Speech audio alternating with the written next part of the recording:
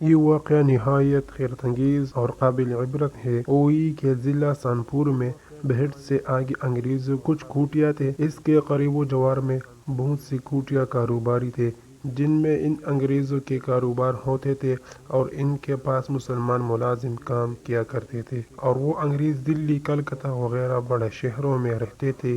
کبھی کبھی معائنہ کے طور پر آ کر اپنے کاروبار کو دیکھ جاتے تھے۔ ایک دفعہ اس جنگل میں آگ لگی اور قریب ساری کوٹیاں جل گئیں۔ ایک کوٹی کا ملازم اپنے انگریز آقا کے پاس دلی بھاگا اور جا کر واقعہ سنایا کہ حضور سب کوٹیاں جل گئے اور آپ کی بھی جل گئی۔ وہ انگریز کچھ لکھ رہا تھا، نہایت اطمینان سے لکھتا رہا، اس سے التفات بھی نہیں کیا۔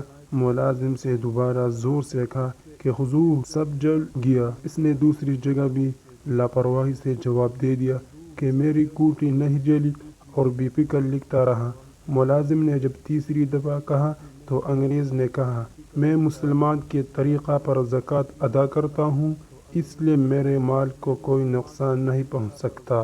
سبحان اللہ! وہ ملازم تو جواب دہی کے خوف کے مارے بھاگا ہوا گیا تھا کہ صاحب کہیں گے کہ ہمیں خبر بھی نہیں کی۔ وہ انگریز کے اس لاپرواہی سے جواب کو سن کر واپس آ گیا۔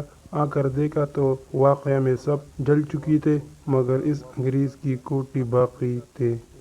نے ابھی تک ہمارے چینل طلحہ کلک کو سبسکرائب نہیں کیا تو برائے مہربانی چینل کو سبسکرائب کریں، لائک کریں اور شیئر کریں۔ شکریہ۔